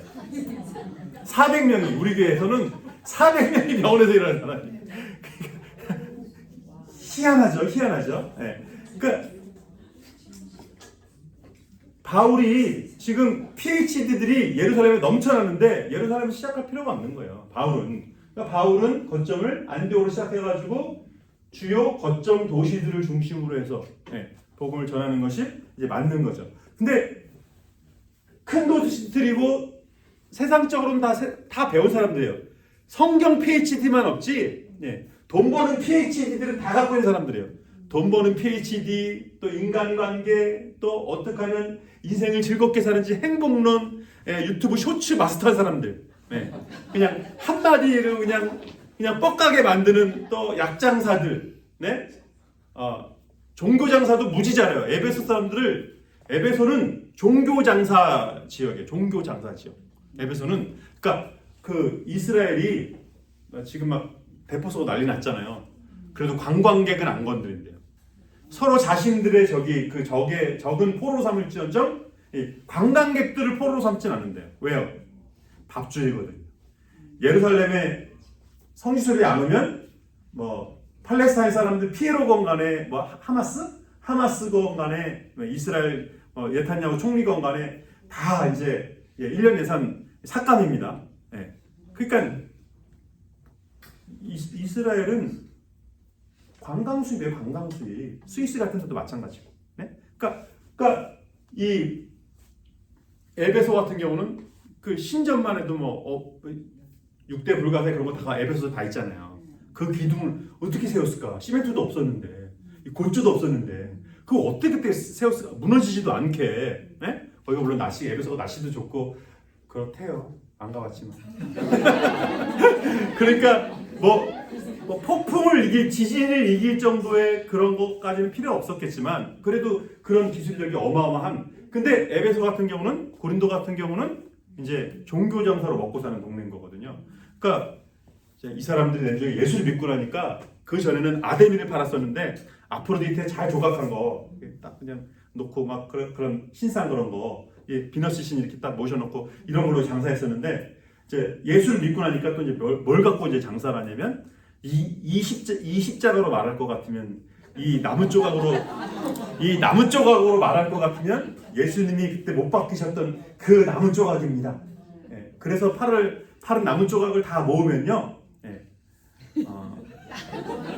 그 석유선보다도 큰 배를 하나 만들 수가 있대요. 무슨 말인지 아시겠죠? 십자가가 뭐 기껏해야 뭐 얼마나 되겠어요? 뭐 100kg도 안 될 것. 100kg가 뭐예요, 그죠? 뭐 근데 큰 배도 지을 만큼의 그렇게 팔아먹었다는 거예요. 이 잔으로 말할 것 같으면 예수님께서 마지막 성만찬을 하셨던 바로 그 잔. 나 그 잔 샀는데? 이거는 베드로의 잔입니다. 뭐 이런 식으로 해가지고 그 잔들을 어마어마무시하게 이제 팔아먹었던, 그러니까 장사에 도튼 사람들이 다 몰려있는 그런 지역들이죠. 다 거점 도시들이고 항구 도시들 중심에, 가까운 도시들 중심에. 예? 그러다 보니까 교회를 그렇게 세워야 되는 것이 당연하고 선교 전략적으로 맞지만, 또 반면에 교회도 빨리 세워지고 재적인 서포트도 금방 세워지는 반면에 문제도 많은 거죠. 신생 교회다 보니까 무슨 문제가 생길까요? 신생 교회니까, 처음 세워진 교회니까 말씀에 대한 이해가 깊지가 않은 거예요. 말씀에 대한 이해가.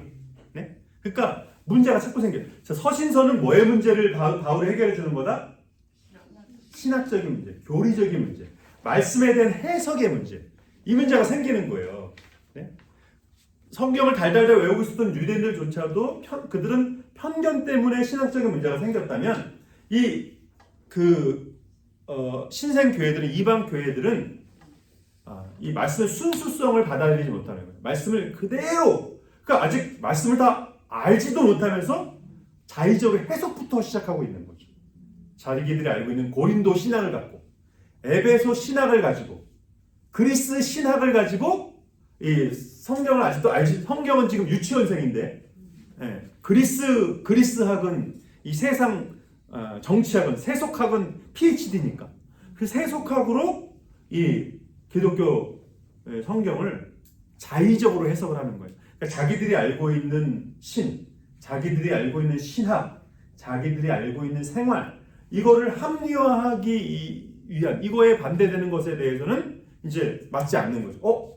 예수 믿으면 영생한다고 해서 믿었는데, 삶이 달라진다고 해서 믿었는데, 뭐 엄청난 배움이 있다고 해서 들어왔는데, 막 십자가 얘기하고, 예수의 피를 먹어야 되고 살을 먹어야 되고, 이게 도대체 뭐냐, 이런 문제들. 또 이제 그런 문제들인 건데, 이제 진도 넘어가면, 그래서 로마의 이 핵심은, 로마서 핵심은 의는 믿음으로 말미암아. 오직 의는 믿음으로 말미암아. 당연하죠. 하나님의 의는 믿음으로 말미암아 그게 가능한 거죠. 당연한 건데, 이 로마 사람들이 이게 받기 어렵냐? 왜 믿음으로 이게 어렵냐? 자, 로마는 인구 100만이었고요. 바울 시대만 목욕탕만 300개. 바울 시대만 1세기 말에는 1000개였대요. 그 조그만 로마에, 자, 로마가 그냥 예루살렘 도시 하나만한 거예요. 근데 여기에 목욕탕만 300개, 바울 시대에만. 그리고 이 시대에 25만 명 경기장, 25만 명이 들어갈 수 있는 경기장. 여러분, 여기 풋볼 경기장 몇만 들어가요? 제일 큰 게 10만 들어가나요? 제일 큰 게 10만 들어가나요? 제일 큰 게 아마 그럴 거예요, 여기에. 근데 왜 25만 명을 들어가야 되냐? 전차 경기라고 해요. 전차 경기. 배너. 제가 그때 배너 얘기 때 배너 영화 모르시는 분도 있더라고요. 배너 안 보신 분. 살짝 눈 두 번 깜빡 있으시네요. 배너 영화를 보면 왜 25만 명 전차 경기장이 필요한지 알아요. 그러니까 풋볼보다 더 실은 더 넓어야 되죠. 전차가 오가면서 전투를 하고 사람 죽이고 이런 걸 해야 되니까. 그러니까 그 로마의 조그만 도시에 25만 명이 들어가는, 자, 인구 100만인데 25만 명이 들어가는 경기장. 왜 25만 명일까요? 100만 인구인데 100만 인구 만들지. 빨리 추리해 보세요. 얼른 여러분 추리력. 남자만? 25만 명만 들어가면 돼요. 여자도 들어가는데. 그럼 75만 명은 안 들어가도 돼. 왜요? 들어갈 필요가 없는 사람이 누굴까요? 여자와 아이들 아니라니까. 노예들. 100만 중에 75만이 노예였어요. 25만 명을 위한 75만 명이었던 거죠. 그러니까 25만 명보다 큰 경기장을 만들 필요가 없어요. 로마 시민권자 25만 명이 한 번에 즐길 수 있는 경기장이 로마에 있었어요. 그러니까 얼마나 이 즐기는 거에 그냥 최적화되어 있는 도시인지 알겠죠? 네? 이 로마도 약간 이렇게 높은 지역에 있는 도시래요. 그래서 그 캘리포니아에도 가면 밑에 있는 집이 싸요, 산에 있는 집이 비싸요. 같은 얘기인가? 산에 있는 집이 더 비싸죠. 지금은 뷰 때문에 그래요. 그죠? 뷰가 좋잖아요. 바다가 보이고 멀리 보이고, 네? 벌레가 없고. 근데 로마 시대는 뷰가 좋았을까요? 물론 뷰도 좋았어요. 근데 높은 도시에 주로 이제 이런 것들이 있고 밑에 갈수록 이제 노예들이 많이 살아요. 그러니까 목욕탕은 300개가 있는데 하수 시설은 이게 수용이 안 되는 이 조그만 도시에 100만 명이 사니, 예? 이 하수도가 제대로 빠져나가지가 않는 거예요. 그러니까 상위에서는 냄새가 안 나는데 밑으로 오면 그 말똥 냄새 정도가 아니라, 예, 여러분 말똥 냄새는 말은 아무거나 안 먹잖아요. 풀만 먹잖아요. 그러니까 똥 냄새도 풀 냄새밖에 안 나요. 근데 사람은 뭘 먹어요? 다 먹잖아요. 그러니까 이 짬뽕 냄새가 짬뽕이나 고소하지 짬뽕 냄새가 하나도 안 고소해요. 그러니까 로마가 위에만 좋았지 밑에는 진짜 더럽기가 그지 없었대요. 네? 더럽기가. 제가 IT 때 선교 한번 갔었는데 IT가 그 쓰레기 도시 가고 거기에 선교지가 있었고 이제 선교사님들이 머무는 데는 그 IT에서 제일 부자 동네라고 해서 갔어요. 그래서 거기는 총이 쏘기 때문에 제일 부자 도시에 안 살면 안전이가 못 받으니까 선교사님들이 이제 거기 살 수밖에 없어요. 그래서 갔는데 진짜 깨끗하고 좋더라고요. 근데도 냄새가 나요. IT 제일 부자 도시인데도 그래도 냄새가 나요. 그래서 아니 왜 이렇게 냄새가 나요? 그랬더니 상하수도 시설이 이게 건물은 번들하게 되고 인터넷도 되고 다 되는데 이 하수도가 이게 제대로 안 돼가지고 또 쓰레기를 나라에서 안 거둔대요. 알아서 처리를 해야 돼. 쓰레기를 아무데나 버려. 그러니까 거기서 한 30분만 가면 캐리비안 해 있잖아요. 30분만 타고 가면 진짜 에메랄드 쫙 펼쳐져 있는 그런 진짜 너무 아름다운 해변이 있는 IT가 안 좋은 나라가 아니에요. 지진이 좀 나서 그렇지 얼마든지 관광 수입으로 정치인들만 제대로 정치인 밖에 있으면 관광 수입으로 서핑으로 얼마든지 돈 벌 수 있어요. 진짜 너무 안타깝더라고. 네? 그러니까 이 로마가 보세요. 그러니까 이게 뭘 얘기하는 거예요? 25만 명이 다 들어서 한 번에 즐길 수 있는 이런 세속화된 도시 속에서 부족함을 못 느끼는 이런 사람들에게 지금 뭐를 집어넣기가 어려워요. 그 마음속에 복음을 집어넣기가 어려워요. 구원은 오직 뭘로? 믿음으로. 자, 최고의 도시예요. 네? 목욕탕만 300개 있어요. 우리 같은 시민권자 한 번에 즐길 수 있는 경기장이 있어요. 네? 그럼 그냥 구원 오는데 구원까지 같이 없고 한 교회 다니자. 네. 막 그런 마음도 있었겠죠. 교회가 세워졌는데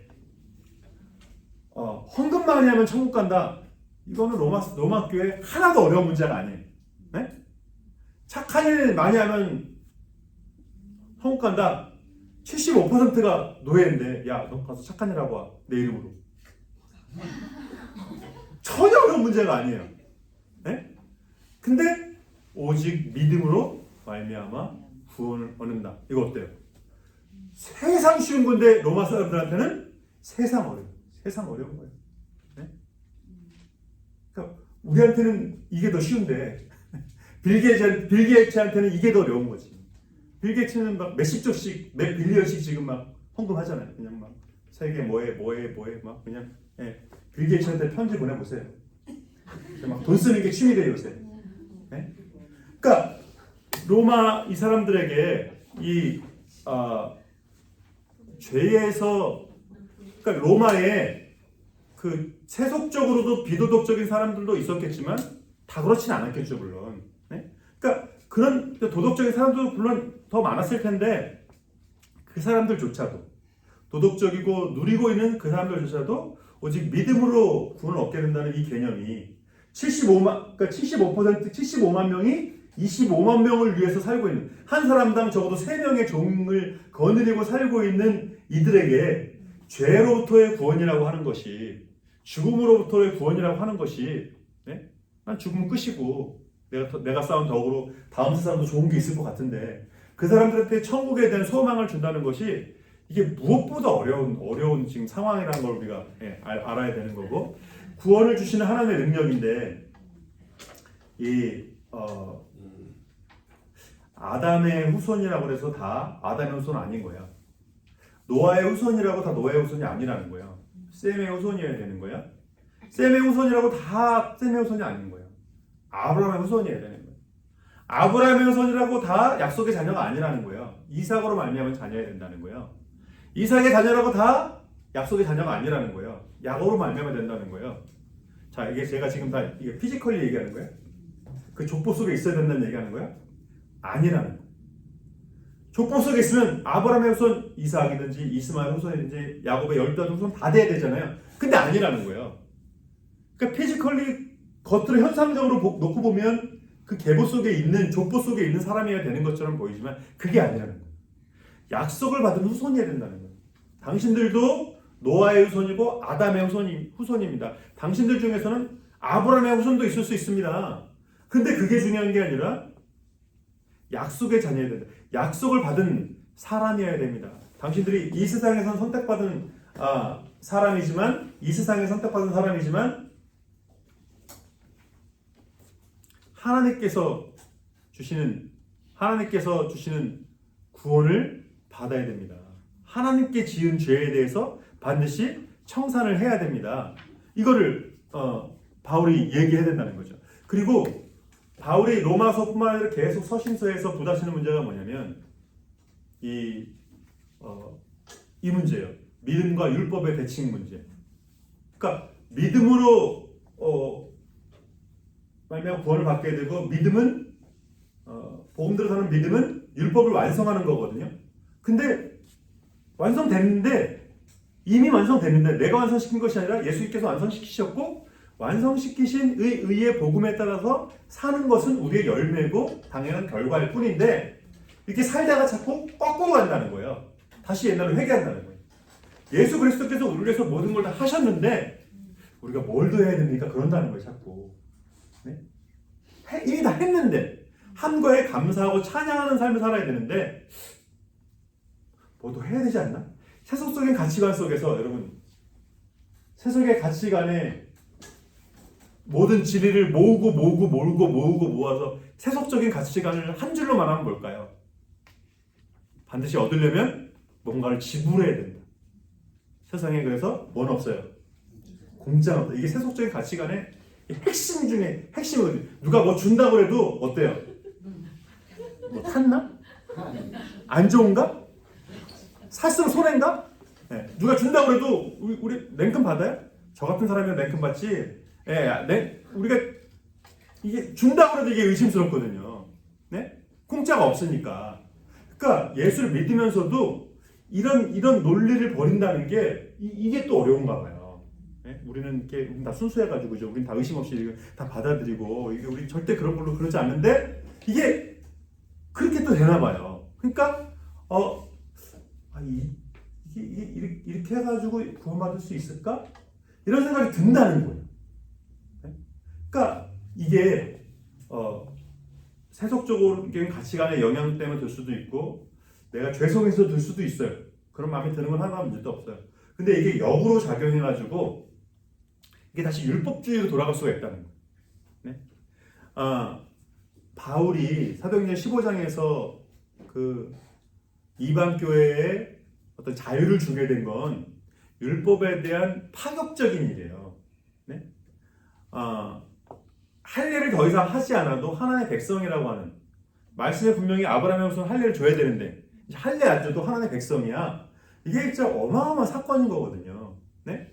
그러니까 율법을 제대로 해석하고 믿음으로 말미암는 구원에 대해서 대한 사건을 바울이 사도행전 15장에서 그 예루살렘 공의에서 이미 경험했거든요.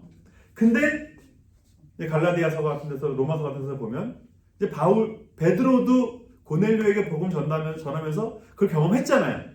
근데 이제 베드로가 이방인들에 대한 오해가 풀리고 이방인들 시사하는데 유대에서 온 유대인 크리스찬들이 또 왔다는 거예요. 그러니까 베드로가 그 다음 시나리오가 이제 그려지는 거죠. 또 와서 내가 이방인하고 식사하는 거 보면 또 잔소리 또 그냥 엄청 쏟아붓겠구만. 네? 우리 마누라보다 더 잔소리 하겠지? 그래서 베드로가 너무 겁에 질린 거예요. 그래서 뒤로 엉금엉금 도망간 거예요. 그러니까 복음 가운데 있어도 이런 문제들이 다시금 또 치고 들어온다는 옛날 그 율법이 다시금 스물스물 네. 그래서 예수 그리스도를 말미암는 구원 이걸 내가 믿는데도 불구하고 구원 받았습니까? 그러면 선뜻 또 대답을 못하는 자신이 없는 거예요. 네? 내일 죽으면 내가 천국에 가 있을까? 또 그러고 앉아 있는 거예요. 네? 그러니까 이게 이런 신학적인 문제가 로마서에서 계속 이게 부딪히면서 믿음으로 말미암는 구원에 대해서 바울이 이걸 정면으로 이제 부딪히게 된 거예요. 자기도 율법에서 벗어난 경험이 있잖아요. 그러니까 율법주의에서 벗어난 이 경험을 가지고 로마서에서 자 제가 다 못 옮겨가지고 이 로마서 요약한 거 보세요. 여러분 교재 오랜만에 교재 한번 오랜만에 우리 펴봅시다. 480페이지, 479페이지. 자, 1장에서 뭘 얘기했다고 주제가 뭐라고요? 1장.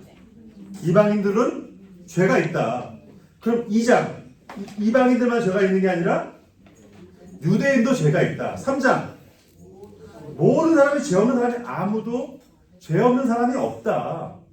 이방인 너희도 있고 유대인도 있고 모든 사람이 죄인이다. 왜? 누구한테 죄를 지었기 때문에. 모든 사람이 범죄하였으므로. 누구에게? 하나님께 범죄했으므로 모두가 유죄라는 거예요. 그런데 그럼 어떻게 의를 얻을 수 있냐? 아브라함도 이방인이었는데 전혀 상관없는 사람이었는데 하나님의 부르심에 예스하고 아멘하고 갔다는 거예요. 의의 예시를 보여줘야 되는 거잖아요. 그러니까 바울이 보세요. 이게 계속 신학적으로 풀지 않고 중간중간에 아브라함 얘기를 하면서 이제 구체적인 예를 들면서 아브라함을 통한 이 아브라함을 자꾸 얘기할 수밖에 없는 건 아브라함이 시작이기도 하지만 전혀 상관없는 사람이었다가 하나님의 부르심으로 인해서 하나님의 아브라함이었다가 아브라함뿐만 아니라 하나님의 사람이 된 대표적인 사람이기 때문에 아브라함을 항상 얘기하는 거예요. 그래서 아브라함이 첫 번째 이제 하나님 택한 사람으로 의인으로 부르심을 받았는데 이것도 아브라함이 할례를 행했기 때문도 아니고 율법을 지켰기 때문도 아니다. 왜냐하면 아브라함이 할례 받기 전에 먼저 부르심을 받았고 율법이 모세 때 생기기 전에 이미 아브라함 먼저 부르심을 받았기 때문에 아브라함이 행위로 율법으로 의로움을 받은 것이 아니다. 그럼 아브라함은 뭘로 의로움을 받았냐? 율법 있기 전에 할례 있기 전에 의로움을 받았으니까 뭘로요? 믿음으로. 그 부르심의 아멘함으로 믿음으로 의로움을 받은 사람이 유대인이 첫 번째 조상으로 믿고 있는 아브라함이다. 시작부터가 그렇다. 시작부터가 믿음으로 말미암는 의지 행위로 말미암는 의는 성경에서 말한 법이 없다. 그래서 5장에서 다시금 거꾸로 올라가죠. 아담 때로부터 그 죄가 시작된 거다 라고 짚어주죠. 그래서 아브라함 때 받은 그 의처럼 예수 그리스도로 말미암는 우리의 사랑의 확증 그걸로 우리가 구원을 받게 된 것이고 그 결과가 6장 뭐의 자유를 얻게 돼요? 죄에서 자유를 얻게 됐을 뿐만 아니라 그 죄에서 자유뿐만 아니라 우리가 뭔가를 해야 된다고 하는 7장 율법에서 자유를 얻게 된 것이다. 이것은 나쁜 것으로부터 죄로부터 율법으로부터의 자유뿐만 아니라 무엇을 통한 자유? 누구를 통한 자유? 8장 성령 안에서의 자유라는 거예요. 이거를 유대인들이 다 알아야 되는데 말씀을 받던 유대인들조차도 다시 옛날로 돌아가고 다시 너희들처럼 세속적인 가치관으로 인간적인 해석으로 바라본 유대인들 크리스찬들조차도 있어가지고 나는 우리 유대인들이 구원을 받을 수 있다고 한다면 내 이름 생명책에서 지어준다고도 좋다. 그게 9장부터 11장까지의 이야기라는 거예요. 그러면서 이제 바울이 그럼 의로운 삶이라는 것은 도대체 뭐냐? 12장부터 15장까지 성도가 12장 시작 뭐예요? 너희 몸을 하나님 기뻐하시는 거룩한 산제물로 드리라. 예배자가 돼야 된다는 거예요. 의롭다함을 얻은 우리가 성령 안에 자유함을 얻고 죄에서 자유함을 얻고 율법에서 자유함을 얻은 우리가 해야 될 첫 번째는 뭐다? 온전한 예배자가 돼야 되는 거다. 온전한 예배자가 그러면 교회 안에서만 자유인이고 온전한 예배자면 되냐? 아니라는 거예요. 13장 세상에서도 온전한 예배자가 돼야 된다는 거예요. 세상 통치를 그럼 거스르고 정복해야 된다는 거냐? 싸워야 된다는 거냐? 그거 아니라는 거예요. 전차로, 탱크로, 인터넷으로, 돈으로 세상을 물리치고 교회가 돈 많아서 세상을 그게 아니라는 거예요.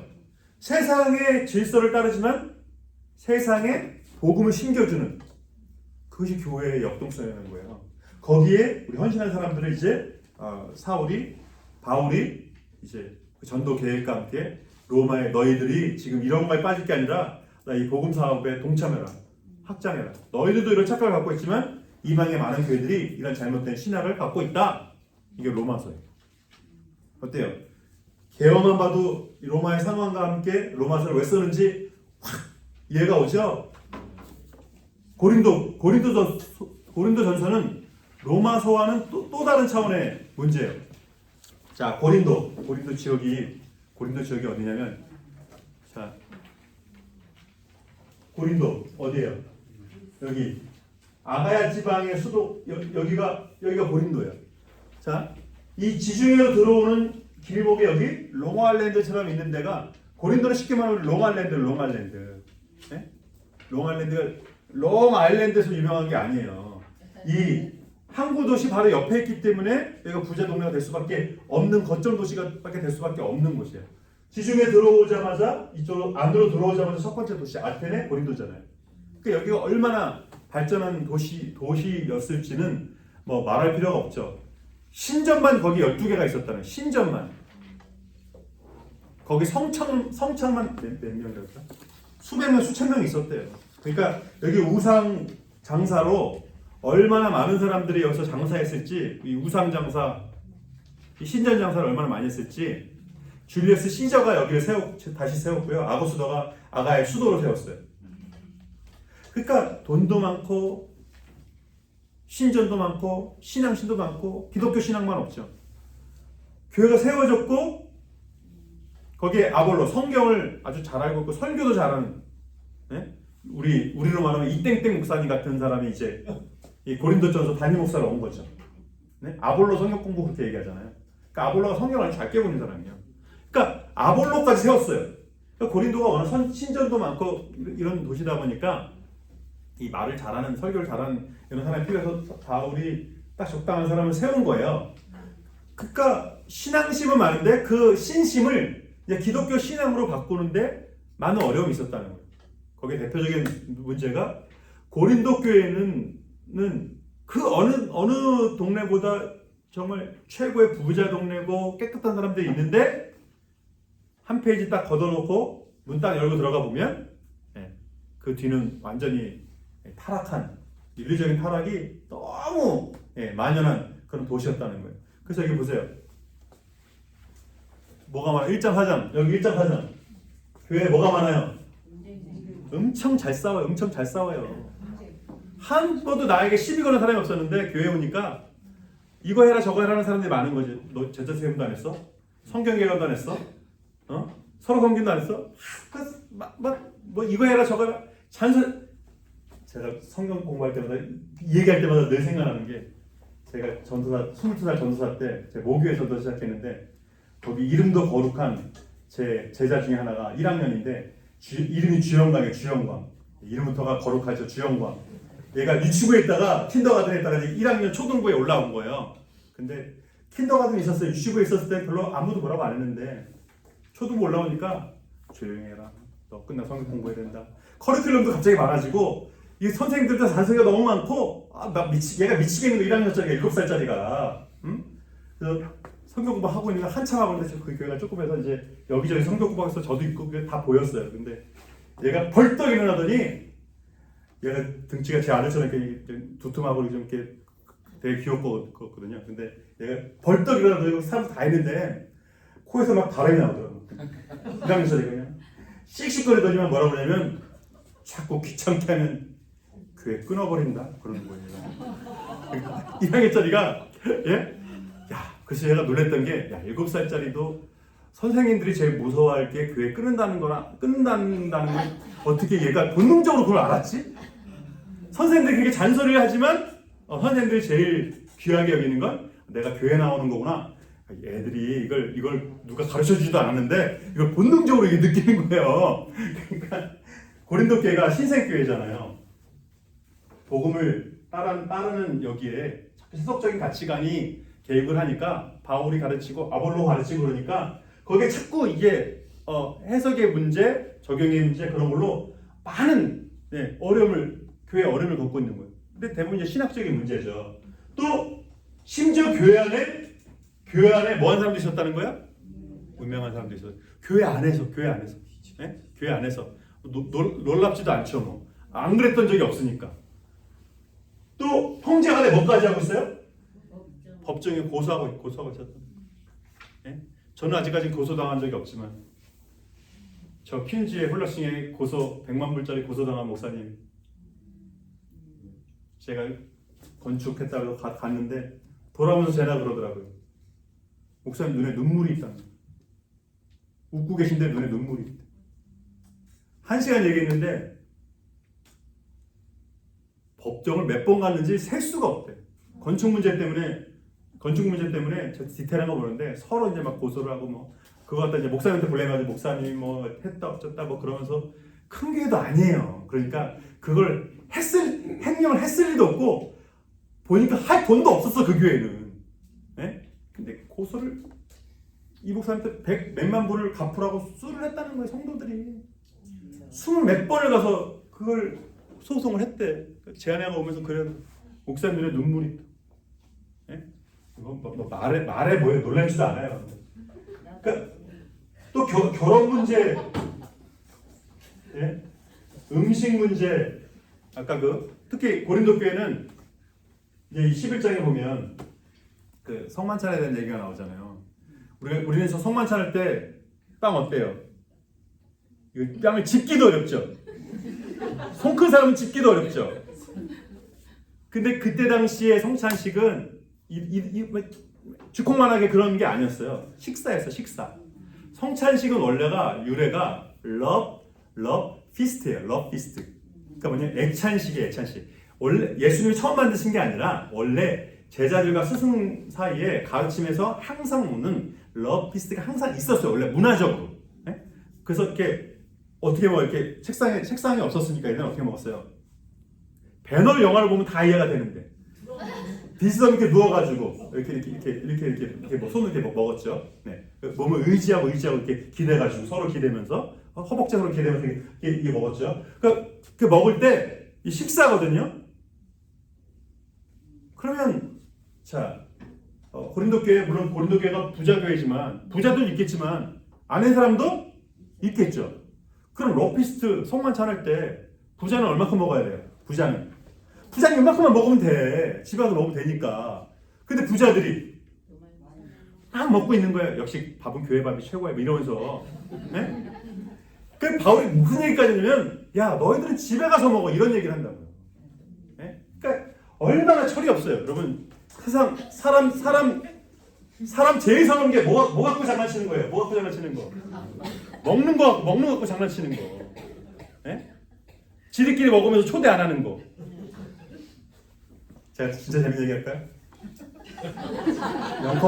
우리 영커플에 그때 이제 우리 이사 많이 가잖아요. 이사도 많이 가고 이제 뭐 또 직장 맡기면 가고 막 그러잖아요. 제가 오고 얼마 안 됐을 때 아직 완전 친해지진 않았어요. 때긴 한데 이제 한 집안이 이제 딴 데로 이사를 가게 됐어요. 그래서 이제 우리 영커플 모임 때도 이제 뭐 이렇게 하고 이렇게 했죠. 그 이제 월요일이어가지고 우리 아들도 그때 제 아들이 그때 1살이었거든요. 그래서 얘가 또 놀러 가서 막 그래가지고 이제 베스페이지 파게 갔어요. 근데 거기 다 모여 있더라고. 저 빼고.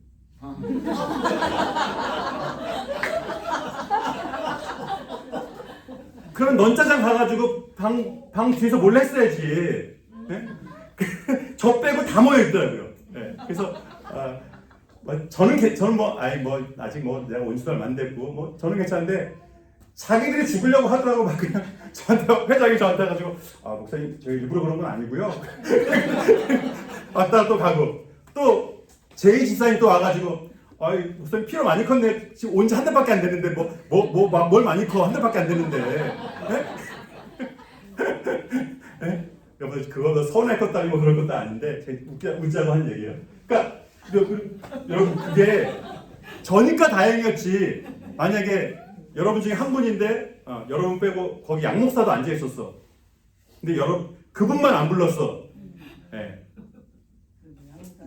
여러분 진짜 예배 성찬식에서 예배 때 또 심지어는 마지막에는 이제 부활에 관한 해석에 있어서 이런 얘기를 하거든요. 그러니까 보세요. 대부분 윤리적인 문제예요. 네. 근데 이걸 다 윤리적인 문제를 보면 안 된다는 거예요. 결론이요. 마지막에 뭐예요? 예배 후 부활에 관해서 알고 있어야 됩니다. 예배에 대해서 모르니까 이런 짓을 한다는 거예요. 하나님을 예배하면 이럴 수 없다는 거예요. 네? 여러분 이런 유혹이 우리는 없죠. 우리는 거룩하니까 절대 싸우는 문제 우리는 뭐 택도 없죠, 그죠? 우리 뭐 음행 문제 뭐 이건 뭐 우리 콧방귀 낄 일이죠, 그죠? 우리 소송할 일도 없고, 예? 그죠? 우리 결혼 생활 완벽하죠, 예? 가끔 뭐 음식 문제도 뭐 완벽하죠. 가끔 목회자를 안 부를 뿐이지, 예? 거의 완벽하잖아요, 그죠? 그렇지 않다는 거예요. 이게 여기서 우리가 자유할 수 있는 우리가 예배드리고 따라서 여기서 자유할 수 있다고 생각해서는 안 된다는 거예요. 예배자라면 이 문제에 대해서 우리가 간단하게 생각해서는 안 된다는 거예요. 이게 다 윤리적인 문제고 세상적인 문제처럼 보이지만 결국 무슨 문제라는 거예요? 영적인 문제라는 거예요. 예배의 문제고 부활에 관한 남을 안 도우니까 이런 자기 마지막 연보에 대해서 얘기하잖아요. 자기밖에 모르니까 이런 일이 생기는 거라는 거예요. 예수를 알고 다른 사람을 알면요 이런 문제가 안 생긴다. 이게 없을 수 없어요. 이런 문제가 있다는 거예요. 항상 이런 유혹이 목회자고 뭐 수십 년 열심히 믿었건 간에 이거 항상 있다는 거예요. 근데 그때마다 누구 생각하라는 거예요? 하나님께서 우리에게 주신 거, 내가 받은 걸 생각하라는 거예요. 그러면 내가 여기에 신경 쓰지 않고 어디에 신경 쓰게 돼요? 여기 다른 사람이 내 거 취하는 거에 신경 쓰지 않고 다른 사람을 주는 거에 내가 더 신경 쓰게 될 거라는 거예요. 이게 회복될 거라는 거예요. 아멘? 괜히 흥분해가지고 진도가 안 나갔네. 마치겠습니다. 하나님, 우리 삶 속에서 일어나는 모든 일들이 결국 우리가 하나님 앞에 온전한 예배자인가 묻고 계신데, 아멘. 우리 하나님을 예배합니다. 하나님을 높여드리고 싶고 찬양하고 싶고 그것이 우리의 일생의 가장 큰 기쁨이고 즐거움입니다. 놓치지 않도록, 잊어버리지 않도록 날마다 말씀 안에서 성령 안에서 깨어나는 예수 안에 거룩한 성도로서의 삶이 다시금 결단되어지게 하여 주옵소서. 예수 이름으로 기도합니다.